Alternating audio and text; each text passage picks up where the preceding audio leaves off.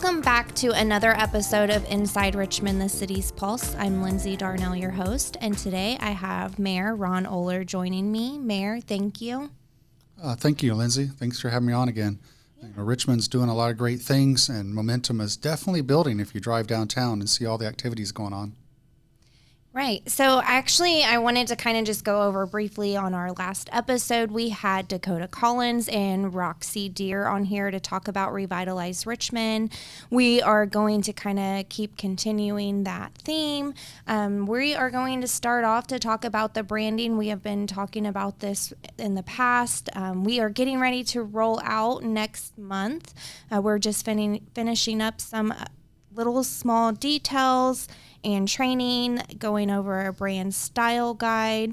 So do you want to give us a little update on that, Mayor? Sure.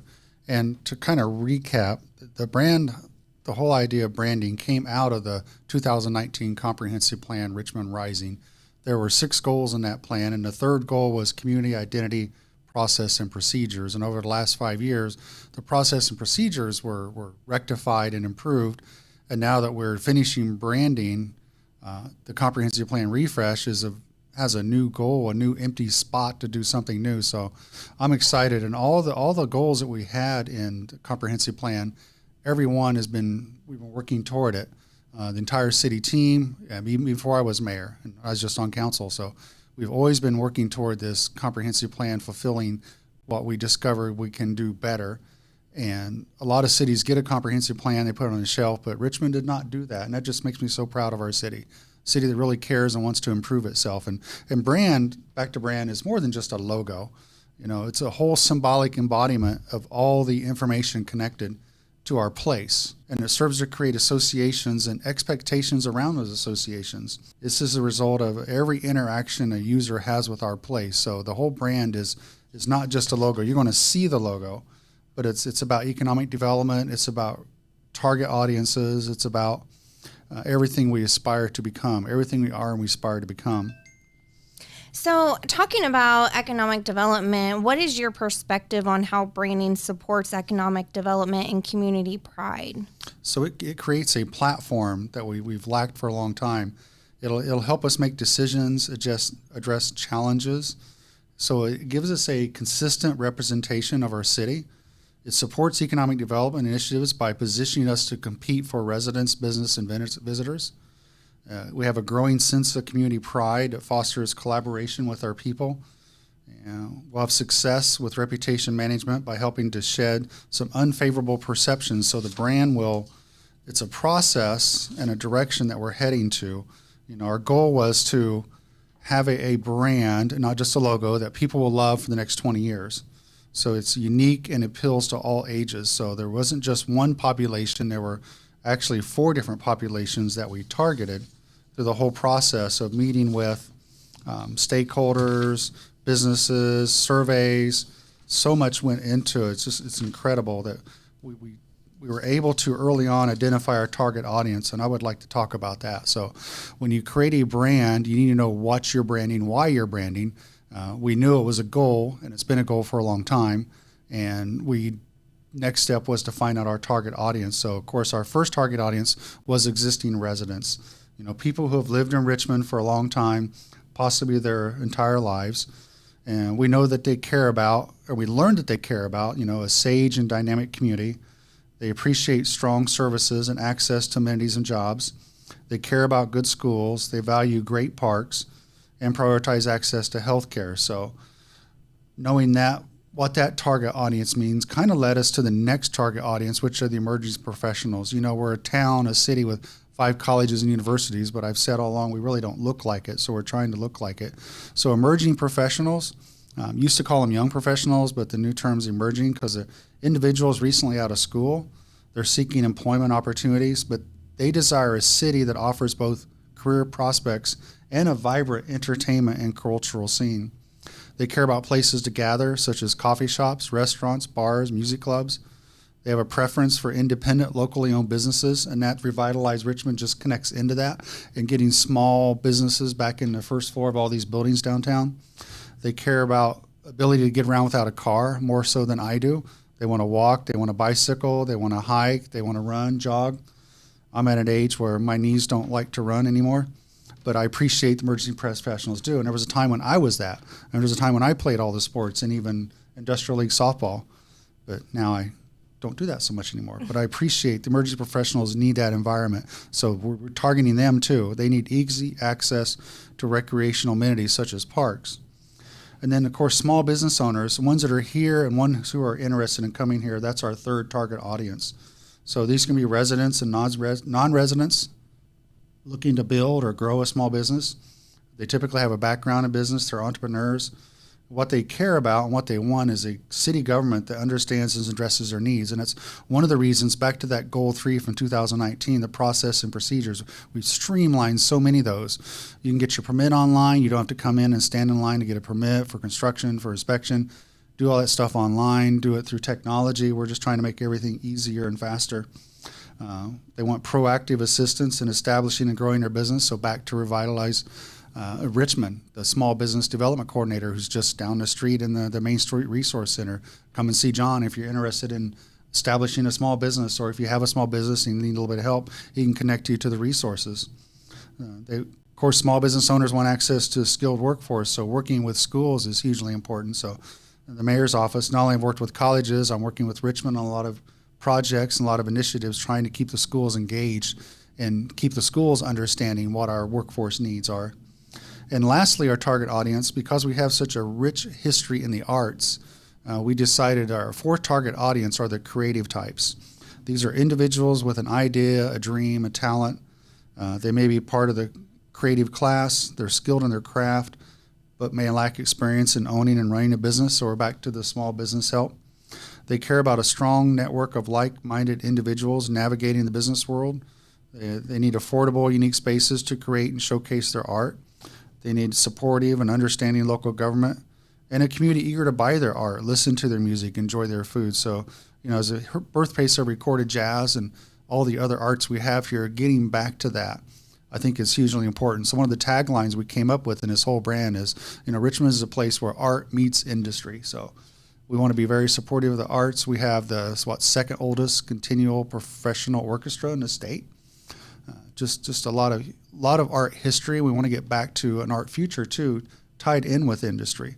So those are our target audiences. We're the existing residents, the emerging professionals, small business owners, and the creatives, getting them back engaged in our community.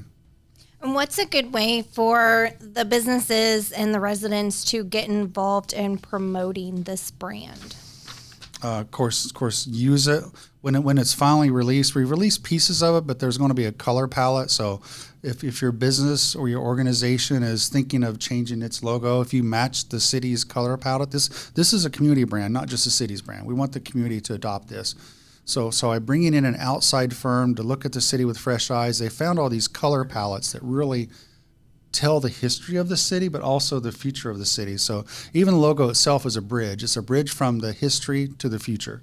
And the color palette, too, it's also seen a lot throughout the city. You can see it down in the Depot District as some of the historic areas here in town. So that's really where they've got that color palette from, is they were seeing it so much as they were touring our city and just kind of getting out, walking around. And the color palette really does match. I like it a lot. Yes, I love where we landed on a color palette, and there's opportunities to work with that. So eventually that'll be released to the public and to anyone. If there's a business that wants to look at it now, just reach out to Lindsay. We have we're starting to put together a guide of how we're going to use it, but those colors are in there too, and that'll help. Mm-hmm. So one of the things that was fun working with an outside group like this who did not know Richmond, who had to come in and discover Richmond, they worked with similar sized cities around the country doing the same thing, but they came up with our distinct advantages. And I want to read through some of these because we're a city where opportunity knocks. That was an advantage that they came up with. Richmond's a city on the rise. We're offering expanding employment opportunities, diverse and appealing housing from contemporary urban to single-family homes. We're enhancing our transportation system, including bike-friendly paths, pedestrian trails. Downtown Richmond is experiencing a dynamic revival, so there's so much opportunity here for creatives, for entrepreneurs, for emerging professionals to come out and make their mark. Richmond has a long history since the late 1800s, early 1900s, and the lawnmower was invented here. So many things were invented here. And we have the opportunity to get back to that. And we get the emerging professionals living here. We create a quality of place where they want to live.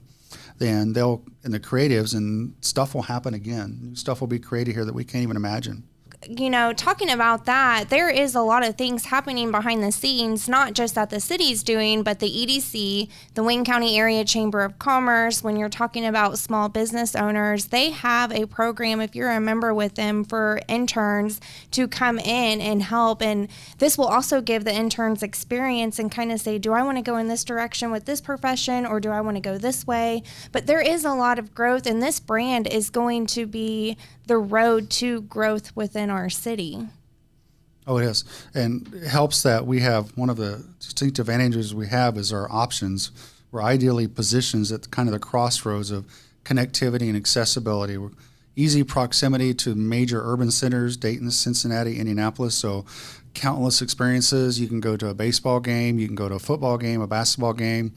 The most popular WNBA players in Indianapolis now. So a lot of things, music, concerts, movies, venues, plays, all within, just take off for the afternoon, evening, and come back again and live here. The interstate, for a city our size, I've said this before, we're unusual in Indiana to have 4 exits off the interstate, but just the way 70 wrapped around it. And right now with Revive I-70, getting 6 lanes and some other, making it even more accessible to traffic coming off the interstate. There's so much growth that you look at the east side of town, you think there's a lot of hotels. No, there's one more coming. So I guess there's a demand for even yet another hotel. So all that connectivity really helps us to be a place to locate your business, to locate your family with the schools. We have all the different subdivisions we have in the city and in the county. There's a place to live and raise a family and go to a good quality school. That's hugely important too. And another thing that's important is, as we're going and moving forward with the brand and growth within the city, is that when there is people stopping off of the exit to stay in a hotel, we don't want them just to stay at the hotel. We want to get them pulled into our downtown. Pull them into the community. Into our depot district and see all of the local owned businesses that we do have. Yes, definitely. So we know they're using Google Maps or one of those apps, one of those maps. So getting them into different parts of the community. So you'll eventually see banners and stuff that tie all this stuff together that hopefully get people to come on down to the city, the depot district, the downtown, the west side, east side, and south side. Just everywhere there might be some place they're interested in seeing. If it's a park, if it's a museum. I mean, if you're a study of Egyptian culture, and you come to Indiana, there's only 3 mummies in Indiana, Egyptian mummies you can see, and 2 of them are right here in Richmond. So a lot of opportunity here. Right. And that's why we really want to stress that the brand's not just a logo. It is a logo. It is a statement. It's not just for the city. It's for the whole community to embrace. It's to catch people's attention when they drive by and they see it, or if they're searching somewhere where they can go to see a waterfall. We have a waterfall here. The Sowait Waterfalls. It's beautiful. And that logo will just kind of draw them in and attract them. And so revamping a lot of this with the brand, pretty soon we'll revamp the website to match the brand. And we're really hoping that a lot of our community members will embrace that and either use the color palette or even put the logo on their building, on their glass windows. Sure. We'll make that available. One of the things that this group found, and we've known this as lifelong residents, but I think we've forgotten about it, is how much Richmond is a community that cares. In Richmond, they wrote that in Richmond, kindness and community spirit define our daily life. Giving back through volunteerism, generosity, and genuine support is woven into the fabric of the city. And I'm not saying this to boast, but even last night, a group of guys and I got together and we picked up a bunch of food from a grocery store and took it to a food pantry so this weekend it can be given out to people in need of free food. And we just did that on our own because we don't know not to do that. So it's kind of woven into our spirit, but we need to think about that and think about how are you volunteering in the community, how are you being generous, how are you giving support. That's kind of woven into the fabric of the city, and it always has been. And this extends across generations, inspiring everyone. So this group of guys I was with last night, I think the oldest was probably 70 and the youngest was probably 30. And we just said, we're going to do this thing. We're going to load up 4 truckloads of food and take them to a pantry so it can be given away. We're going to help out. So longtime residents, local students, everyone has an opportunity to actively contribute and make a difference. And if you don't know where to start, just reach out to Lindsay, but really you can just look online. The YMCA takes volunteers. Just every group, we call them NGOs, non-government organizations. A lot of them are looking for volunteers, and they'll accept your help, and you can get emotionally connected to the community, not just physically living here, but emotionally supporting your community. And some people may not be able to do it physically, so they can do it with their checkbook, and that's certainly welcome at all the different non-for-profits that are out there trying to make a difference in our community and help people who need help, or just provide for events. There's a lot of events that happen in the city that, the city doesn't run any events, like the Meltdown Ice Festival that comes. It's so popular. That's not a city event, but we just provide the park and the staff. The fireworks we had last month, that's all ran through donations through the American Legion. The city provides the space and provides some staffing and pays a lot of overtime to see that it's a safe event and it's a clean event and cleaned up afterwards, but it's not the city's event. We're the place to facilitate it, and that's what the city should do. The city should not get in the way, but it should be able to help facilitate things that are important to the community. Right. And actually, last Friday, you and I attended the Shores Homelessness outreach event that they had at Central United Methodist Church. We were volunteers. That is just something that we wanted to, donate a little bit of our time to help out with. But you could always contact Centerstone, Bridges for Life, Neighborhood Health. And it was interesting because you and I were navigators, and of all the groups we walked through there, all of them had a place to live except for one. And all the groups that we helped that day, and we were there for, 5, 6 hours, I don't know how long. It was a long time, but it was good work. So we only had one true homeless person, and we were able to connect them with some resources to get them some transitional housing until things change in their life. But all of them they were coming because we had an opportunity to connect with services. Some needed connection to dental work, medical work. Some needed just some food. Everybody was there handing out stuff. Reed was there, was a great support. You had personal care items, shampoo and other things available. And a lot of people, everyone we saw except for one, just really needed that hand up. So that's important. That's ingrained in our community, that everybody there who was helping navigate was just taking time from their life just to help people who need help. And that's a pretty cool thing. Should be proud. It really was. Our community really did come together to see everything that they had available to give out for free for these people who just needed a little bit of a leg up or a little bit of help with some things. Reed had these bags that had shampoo, conditioner, body wash, baby wipes, hygiene stuff, cooling towels, little bucket hats. And then you could go and get feminine products, or you could go and get first aid kits. It was really great to see all of these people come together and support our community in a way that, a lot of people can't support. Mm-hmm. One of the things that this going through this branding process revealed on these surveys, and I'm bringing this up because I want to survey again in 2 years. So one of the questions in a survey are list the top 5 assets and attributes that you're most proud of. So for residents of the city, what attributes, what things about the city you're most proud of? And the number 1 was city parks and natural spaces, which is great. And going forward, we're going to have to find some way to fund some improvements there. The second was the depot district. Third was higher education presence. Fourth was arts and culture. And fifth was a rich history. And the reason I want to say survey again, because downtown did not make the top 5 lists. But with Revitalize Richmond, when this is done in the next 2 years, I want to survey again and see that move up in the top 5 list. That they're proud of, not just the depot. The depot's had a good history and a good head start in all this, and now the downtown, it's their time. So we do this survey again. I want to know in a couple of years how proud people are of their downtown again. And I believe they're currently, Revitalize Richmond are doing studies right now for the downtown of what retail stores need to be brought in. It's not just going to be, okay, I'm going to open up, I don't know, this type of store, a clothing store, but that might not be what's kind of wanted or desired. Right. There's a strategy to the retail that's coming downtown, and they're going to try really hard to work with franchises and other entrepreneurs and businesses to not compete with existing businesses, but complement. So what are we missing? And if I was a betting man, if some of you have talked to me off camera, and we'll put this on the recording, the one thing that Richmond doesn't have is an Irish pub. So an Irish/English pub, I think, is in our future, and I'm looking forward to that because Irish and English food is really good, but you can't get it in Richmond. You can get just about everything else. So if you're a betting person, you might bet that that's going to be one of the things they come up with. So that'll be fun to see. So, funny story, when I was in high school, my grandparents moved to Venice, Florida for about a year before they decided it was too hot down there for them, and I was a hostess at an Irish pub, and they do have great food. Yeah, I know people used to go to Liberty to that English pub, and it closed a few years ago. So I think there's a gap there. So that's kind of fun. Yeah.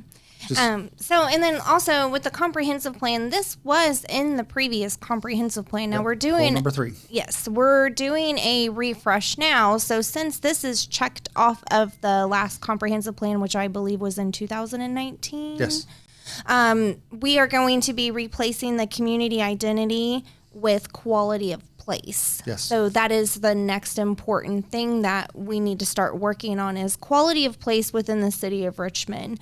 And not even just Richmond, but Wayne County, because we are the resource hub for a lot of these towns in Wayne County. Right. And even out in the county, there's a new park was dedicated in a small town recently. So they're seeing the value of quality of place. We need parks, better parks for children and young families and even older adults, a place to get out and get fresh air. So parks are hugely important, but there's other things, venues. Do we have the right mix of venues? Do we have a good place for the music, the arts? Do we have a good place of gathering? Do we have the right mix of, just anything? They're planting some small trees along Main Street instead of big trees so they don't bump into the buildings. Just also being smarter about what we're doing. If you've driven around City Hall lately, you'll see there's some small trees planted there that's going to help eventually shade it. That building sits in the sun and it's difficult to cool. It gets expensive to cool in the summertime. So trying to add some shade along the side. And that'll keep your buildings more, efficient too. You're not pushing harder for AC. We really needed that shade canopy here in the city. So they also did some down on the south side. Yes. Down around Hibbert, they planned a bunch of that CUF grant, and that was a pretty good grant. It was. So I kind of want to start talking about the comprehensive plan now, if that's okay. Sure. So on Thursday, July 31st, we did have our public workshop. We did have quite a few people come out and give us their input.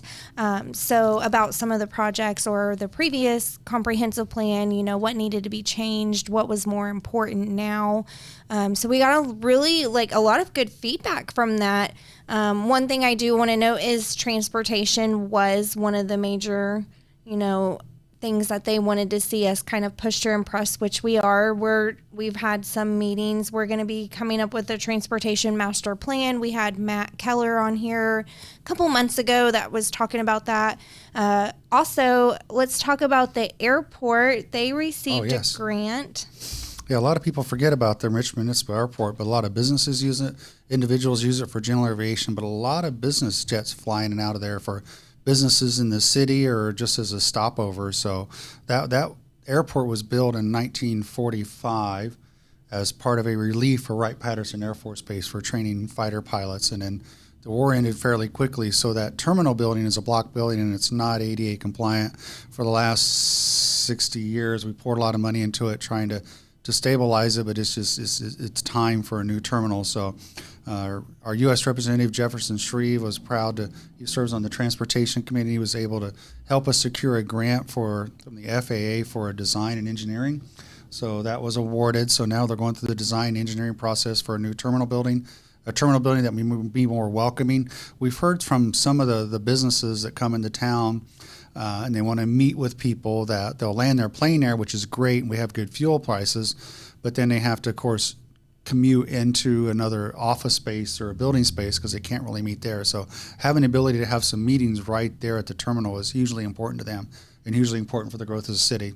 And to have the restrooms on the same floor. Right now, one's on the second floor and there's no elevator or steps. It's just, anyways, the plan is to build it near the existing terminal so we won't have an outage.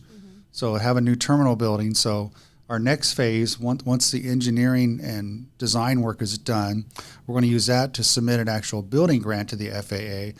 The airport has been very frugal over the years and has a good pot of money saved up for this, so those shouldn't be hard to match that and some donations. So some people reached out, they're interested in donating too, who would use that space for meetings and stuff. So hopefully we'll be able to next year secure the actual building grant. So our Representative Shreve will help us with that again too. And last year, only one airport, there's a whole new, the FAA recognized that a lot of terminals were built during World War II, and these airports were built in World War II.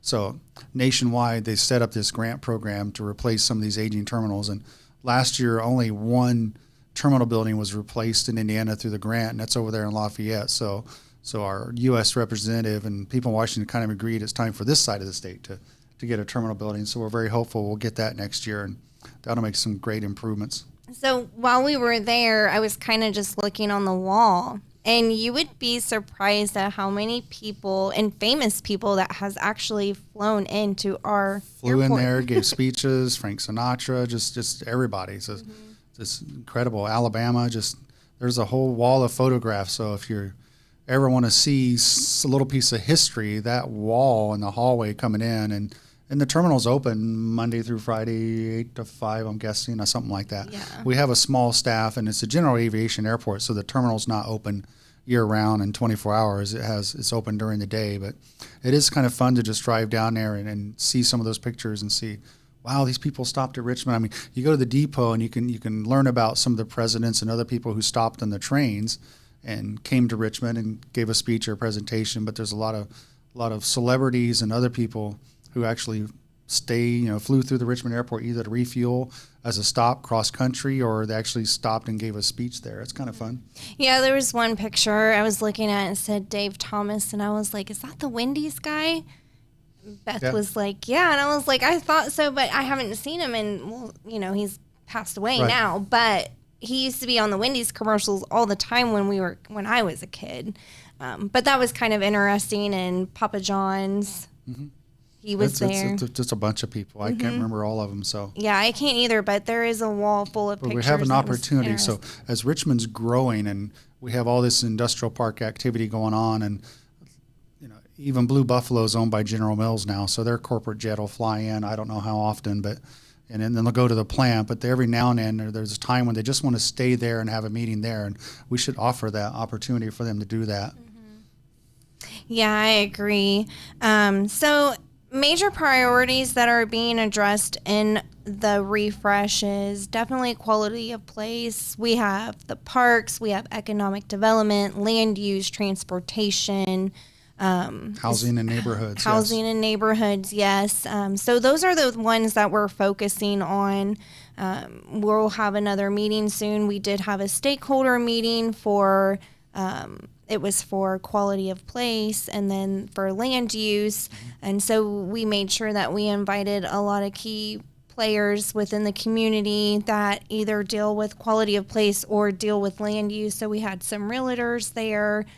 We had someone from the EDC, and we had a great turnout. And the county, we're partnering with the county on this too. This isn't just Richmond. Richmond is the seat of Wayne County, and where Richmond goes, the county goes. So we have meetings, it seems like every week, with county officials just to keep on the same page and keep working together as much as possible and collaborate as much as possible and be efficient together as much as possible.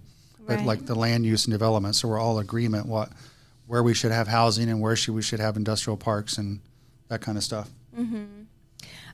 So moving forward with 6 Main, I wanted to give a quick update on that. I know if you guys have drove past, you're seeing them working away. They're doing the foundation work, starting it. We were just there yesterday, and they started pouring the foundation. That's pretty cool. Yeah. You've seen the pipes coming out of the ground for the water and sewer and stormwater drains, and the gravel, but now you can start to see a perimeter of the building and how it's going to shape up, and it's kind of exciting. I drive by it. There's at the end of the day, there's several ways to leave City Hall, but every day I purposely drive by that site and I've been doing that for a year and a half now just to see the progress. Right. And I think it's an 18-month project. So Yes, so it should be 17 months left, right? right, about 17 months. So, I mean, it's moving along, with construction. Sometimes you have rainy days. I know I had gone over there to the trailer to talk to some of the project managers and got stuck there. It started pouring down rain. So they kind of had to stop. But as soon as the rain lifted, they got right back out there and continued work. I really believe this is going to be a major impact on our downtown with the revitalized Richmond. Once we get people moved into these apartments, we'll hopefully have these businesses starting up. A lot of the renovations throughout the 5 other buildings, there's going to be 100 more apartments. Gorge Activation, that's starting. I believe they're starting on Test Road right now. Right, that canoe landing, launching site is going in down at Test Road, and then there'll be another one up on the north end. So the Whitewater River through the heart of the city runs 3.5 miles through the city, and 2.5 of that's trails already. So opening those trails up from Thistlewaite Falls all the way down to Test Road is hugely important to have people have outdoor space to just come out and get some fresh air and experience nature. It's an asset. For a long time, cities throughout the Midwest like Richmond thought the river running through their city was a problem, but most cities like Richmond were founded around a river because that was a trading access route. And now we're kind of getting back to that and appreciating the value of that natural waterway that we don't have to build, but we can build around it. And it's a $35 million investment, and I think between the DNR and Lilly, I think we're about $17 million, so there's a lot more to go. So you may know, most people know that the state legislators passed a law that enables us to add a food and beverage tax, to add 1% tax on prepared food and beverages, not groceries. And a lot of that's paid by people coming off the interstate. But that can only be used for gorge activation, parks and trails. Quality of place is that important, but there's not enough property tax revenue to do everything we need to do to make that more vibrant. So that's one method of funding that gap. So over the next hopefully council will take it up soon and consider the food and beverage tax, because it's a choice tax, it's a use tax, it's a fair tax. We're not going to add debt to property taxes. This is a way to fund it without making it a tax you have to pay. There's no tax on groceries, and it's kind of a choice tax that you choose to eat out instead of groceries. This summer I was down in another southern state, and it's interesting that they tax groceries at 4%, and their food and beverage tax, basically, they don't call it that in most cities, is 2.75%. So this state has a 7% sales tax like Indiana, but cities add 2.75% on top of that, kind of like a food and beverage. But they also have 4% on groceries. So I think Indiana's tax structure is much more fair, and asking people to pay another penny on the dollar to help fund this quality of place that everyone's going to use and benefit from I think that's a pretty good bargain.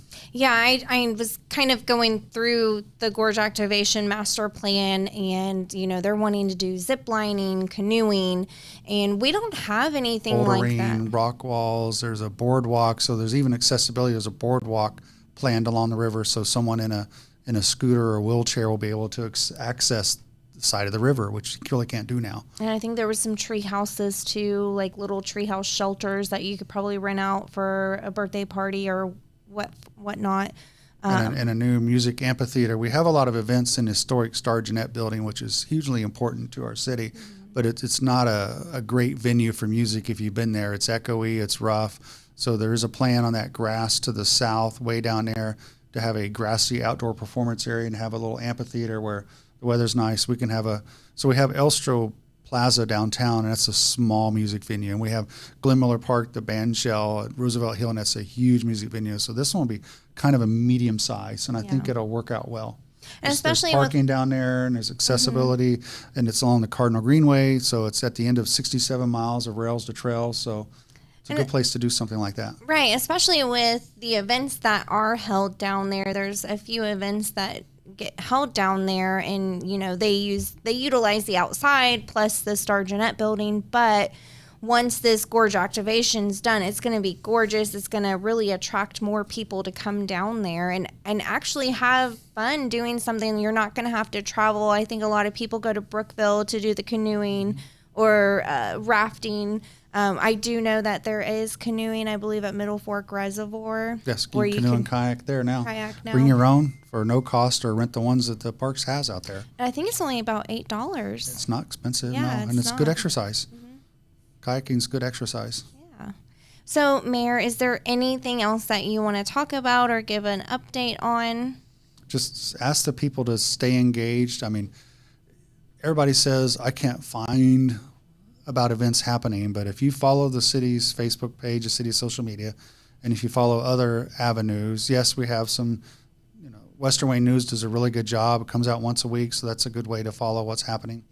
But it's not, it's once a week. And the other paper that is printed in Muncie and comes here has some local stuff, but very little, so it's kind of hard to get information unless you're connected.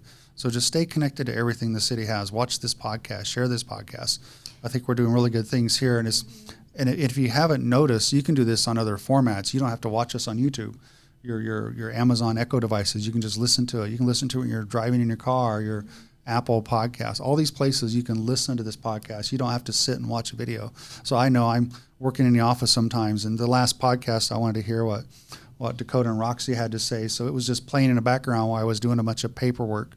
It's, half of my day is paperwork, and you can listen to it without watching and keep up with what's going on. Multitask. You can also check out Wayne County Tourism Bureau. They post a lot of events on their social media, on their website.